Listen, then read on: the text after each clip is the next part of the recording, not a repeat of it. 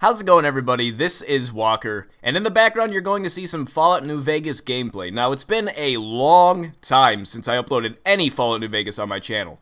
Back in the day, in the first year or two of my channel, this is almost all I uploaded. Whether it was crappy mod reviews or Let's Plays or whatever, this is what I uploaded because Fallout New Vegas was generally one of my favorite games, and it still is, and I actually just beat Lonesome Road for the first time. It's crazy because I'm such a big Fallout fan, and I never just took the time to beat this DLC. Now, if you see me just one-shotting everything, it's because I'm hyped up on drugs.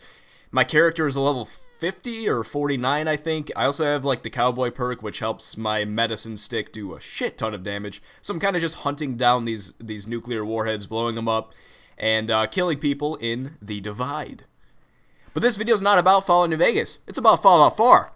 And I'm going to tell you guys my hopes and dreams for Fallout 4, and also some questions I have about the game.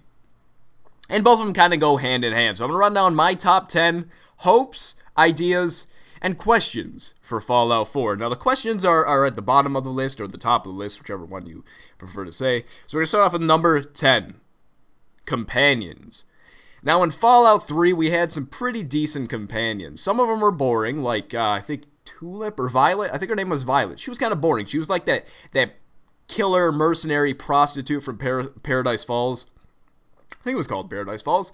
And she was kind of boring. She was kind of underpowered. And then you had Sharon. Which Sharon was boring, but he was badass, right? You got this badass ghoul. Dogmeat is everyone's favorite. I'd say so. Fox, everyone loves Fox. So you had some really good companions in Fallout 3. Then Fallout New Vegas came around, and you had some pretty shitty companions. Some pretty really underpowered companions. Boone was cool. Boone was probably one of the best ones. Veronica, if you're an up-close and personal, Veronica was really nice. She can just one-hit things right in the face with her power fist. She was great. Rex, the quest to get Rex is kind of cool, but he as a companion is just And Lily was kind of and Arcade Gannon was kind of crappy and boring, and he even says, "Oh, I'm really quite boring." I don't know, the companions in New Vegas they didn't do it for me. The companions in Fallout 3 were good. So anyway, in Fallout 4, I hope there's some really solid, unique companions. I hope there's a mixture of badass companions, and I hope there's a good amount of funny companions. Maybe they'll do companions like Fallout New Vegas, or not Fallout New Vegas, like Skyrim, sorry, where you hire them and there's like 100 companions you can get throughout the game. So maybe you can hire them. Or maybe they'll do it like Fallout 3 and Fallout New Vegas, where you actually do missions for them and you can ask them to come join you and stuff, just like, in the past Fallouts. So anyway, that's my question kind of about companions. I hope they have good companions. Number 9, sorry, I have to burp. Number 9 is melee. I always try to be a melee character, and I find it very, very difficult. Even if you have your melee weapons up to like 100, it's just not conventional, especially when you have characters with guns just shooting at you and you can't really get to them. So I don't know. I feel like if they did it in Skyrim, where you could have shields and you could dual wield one-handed melee weapons, I don't see any reason why they couldn't put it in the newest Fallout game. So if you could have some kind of like I don't know, laser shield or what's it called, plasma shield, some kind of shield to block bullets, at least for a few shots, so you can get up close to them and punch them with your power fist or cut them with your knife or baseball bat, or whatever. Or maybe like a Nuka-Cola sign shield or a car door shield or something like that. Like, it would be Wasteland-esque, and I think that would really work in Fallout. I think Bethesda could definitely make good melee combat work. I don't know. That's just an idea. I always like being a melee player, and I feel like that would really add to the game. Just some serious melee, dual-wielding melee, just to make it conventional to use melee. Number 8, nearly unlimited choice in your campaign and in your player style. Fallout 3 didn't really have this. In a sense, it did, because you could be a bad guy, or you could be a whatever guy, a neutral guy. Or you could be a really good guy and help everyone and kind of talk your way out of killing people and do quests to get weapons rather than just killing the people and taking them. But Fallout 4 is definitely going to have this. They're definitely going to have the karma. You're definitely going to be a good or bad character, but I want almost unlimited choice in the way the campaign plays out and the way the side quests play out. New Vegas did this better than Fallout 3, where you had 4 available options to end the campaign as. You could help the Legion, you could help the NCR, you could help independent New Vegas, or you could help Mr. House. Fallout 3, you help the Brotherhood of Steel. That's the only way to do it. And if you get the Broken Steel add-on, you could choose to blow up the Brotherhood of Steel, or you could choose to save them. I hope I'm not spoiling anything for anyone, but that's how it, that's how it was. In Fallout 4, I am hoping that there is a lot more choice, like 10 plus choices to end the campaign. But in Fallout, I'm not necessarily focused on how the game ends. I'm focused on the road it takes to get to the end. This game's probably gonna have 400 plus hours of gameplay we can expect before you actually finish the game. And I always try to finish all the side quests and level my character up to the fullest of his ability until I'm so bored of the campaign that I just decide to finish it. And I'm really hoping they do a DLC that actually continues the main quest based on the choices you made to end it, because Fallout 3 did that. And Fallout New Vegas didn't, which really upset me. Like, I really wanted to continue the game and see the world after the choices I made and how that affected it, but they didn't do it. So both Fallout 3 and Fallout New Vegas just failed in one way to create choice and circumstances after the game. I mean, Fallout 3 before and then New Vegas after. So they both equally just kind of messed up there. So I want unlimited choices. I want the road to get there to be fun, and I want my choices to really, really matter. So yeah,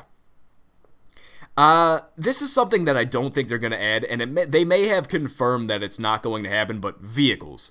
I want at least one vehicle, a motorcycle, that doesn't go too fast, but goes faster than your character, and you can maybe upgrade it and add weapons onto it. And this could be to add stuff in. So if you want to be a scavenger and you're encumbered, I think it's called, and you just can't hold everything, to put it in your motorcycle, you can drive up to a town and trade that way. Just like a trading thing, maybe you could put a minigun on it, or just upgrade it with armor and stuff. I mean, it wouldn't really... I mean, if you can ride horses in Oblivion and Skyrim, I don't see any reason why they can't put just a simple vehicle into Fallout, but I don't think they're going to do it. This is one of those things on my list that I really don't think they will. Some people want a vehicle, but some people really don't, so I'm just going to leave it at that. Number 6, this is a really small thing. The thing I think is kind of cool. Becoming a ghoul.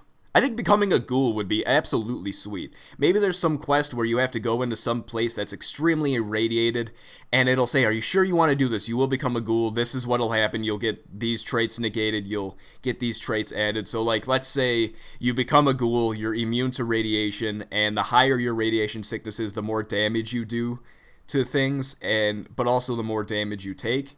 So that could be a little trait. Feral ghouls won't attack you. Feral ghouls will not attack you, sorry.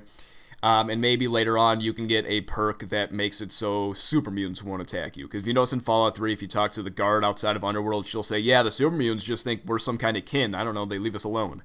So I guess that would kind of make sense there. Like the perks or the traits against you would be like, if you go to a smooth skin merchant, a non-ghoul merchant, so a non-ghoul merchant, you have to pay more for things and you get less money for things. And it can be like in Skyrim as well, if you're an Argonian or a Khajiit, where people like yell and whisper racial slurs at you, like, oh, there goes a fucking damn ghoul, those smelly zombies. It could be something like that. And number 5 is a question. I want there to be a Wild Wasteland trait. Will there be a Wild Wasteland trait? Like in New Vegas, it was so funny. Wild Wasteland literally made the game so enjoyable, and I hope it's in Fallout 4. I really do hope there's some kind of Wild Wasteland perk just to add a little flavor and comedy and just awesomeness to the game. Like, there has to be a Wild Wasteland trait. I don't know why they wouldn't put it in. Here's another big question that a lot of people probably didn't think about. Will there be loading screens when you enter buildings? Will there be? Do they need to do that, or is the technology advanced enough to not do that? Along with this, how will saving work? We know in Fallout 3, Fallout New Vegas, Skyrim, the game saves when you walk into doors. But in Fallout 4, since it is a modern game, and they might not need to keep loading in different maps every time you enter a door, will there be loading screens when you enter doors? I don't know, and this is a good question. Like, when you enter new new locations or buildings, will there be a loading screen? Will it save the game? How will saving and entering buildings work? That being said, let's move on. Factions. How many factions are there going to be? I'm really curious about this. And will the factions have a direct impact on how the game ends? We can assume that. We can assume this, but it will be like Fallout 3 where you have one choice? Will it be like New Vegas where you have 4? Or you have unlimited, similar to my nearly unlimited choice number 8. You know, like, I'm really curious about how factions are going to play into Fallout 4. Speech of character. Now, we noticed that the E3 reveal that your character talks and has voice. I don't know how this is going to be, and some part of me wishes that they didn't do it and they stuck to New Vegas and Fallout 3 where you can't hear your guy talk. But I don't know. I don't know if this is going to work well enough. Like, the thing in Fallout 3 and New Vegas that I liked is you can decide in your own brain how your person is saying that. But in Fallout 4, your character is just going to be saying it. And I'm kind of worried that the sound of the guy's voice won't work with certain races of character that you played. Like, it might not sound like a black guy. I'm not trying to be racist here, but it might not sound like a black guy is saying that or an Asian person is saying that. It just, the voice definitely just sounds like an average white dude. Maybe they tried to go, like, where his voice just sounds like any person can sound like that, but I don't know. It might turn out good. It might turn out great, but I'm really skeptical about how your character talking is gonna play out. Like, it's kind of weird because we've never had that in Fallout, we never had that in Elder Scrolls, and I just feel like it's gonna be kind of weird. I don't know. I'm excited. I'm kind of worried about that, but I'm sure they'll do a good job.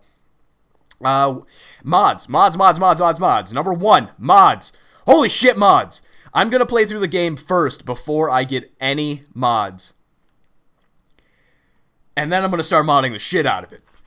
But are the mods going to be on the Steam Workshop mostly? Like, are really good mods going to be on the Workshop? Or are people just going to upload them to Nexus? I mean, is Steam going to try something again where they make people pay for mods? Because you know how gamers reacted to that.